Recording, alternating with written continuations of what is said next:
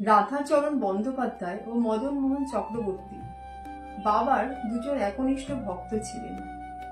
একদিন তারা বাবার আশ্রমে আসেন বাবাকে দর্শন করে তার আশীর্বাদ নেওয়ার জন্য। তারা যখন আশ্রমে প্রবেশ করেন তখন তারা দেখেন যে সেদিন আশ্রমে বহু ভক্তের সমাগম হয়েছে, অর্থাৎ আশ্রমে খুব ভিড় রয়েছে। তারা তখন বাবার আশ্রমের ঘরটিতে যান এবং সেখানে গিয়েও দেখেন যে বাবার বহু ভক্তরা অপেক্ষা করছেন বাবার আশীর্বাদ নেওয়ার জন্য। এরপর এরা আশ্রমের অন্যান্য ঘরগুলিতে গিয়েও দেখেন এবং সেখানেও তারা একই দৃশ্য দেখেন যে বাবার বহু ভক্ত সেদিন দূর দূরান্ত থেকে এসে বাবার আশীর্বাদ নেওয়ার জন্য এবং বাবাকে দর্শন করার জন্য অপেক্ষা করছেন।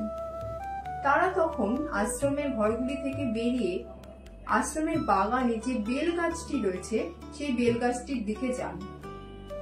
এই বেল গাছটি বাবার অত্যন্ত প্রিয় ছিল। বাবা প্রতিদিন এই বেল গাছটির নিচে বসতেন। কখনো কখনো বাবা বেল গাছটির গোড়ায় বসে তার ভক্তদের নানা রকম শাস্ত্র কথা শোনাতেন এবং উপদেশ দিতেন।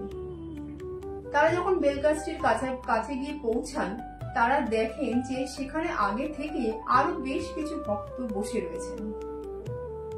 তারাও তখন সেই বেল গাছটির নিচে বসে বাবার জন্য অপেক্ষা করতে থাকেন। এমন সময় আকাশ কালো করে খুব ঝড় বৃষ্টি নামে এবং এই ঝড় বৃষ্টির প্রবণতা ক্রমাগত বাড়তে থাকে। এই পরিস্থিতিতে তারা এবং বাবার অন্যান্য ভক্তরা যারা ওই বেলগাছটির তলায় বসেছিলেন তারা সকলে বাবাকে এক মনে স্মরণ করতে থাকেন, কারণ তারা বুঝতে পেরেছিলেন যে বাবার আশ্রমের ঘরগুলিতে এত ভক্তের সমাবেশ হয়েছে, অর্থাৎ এত ভিড় রয়েছে যে সেখানে তাদের পক্ষে যাওয়া সম্ভব নয়। তাই তারা সেই বেলগাছটির তলায় বসেই বাবাকে স্মরণ করতে থাকেন। তারা অবাক হয়ে দেখেন যে আশ্রমের চারিদিকে তো বৃষ্টি হচ্ছে, কিন্তু ওই বেলগাছটির নিচে বাবার ভক্তদের গায়ে বৃষ্টির এক ফোঁটা জলও পড়ছে না। এমনকি ওই বেলগাছটির চারিদিকেও বৃষ্টির একটুও জল পড়ছে না।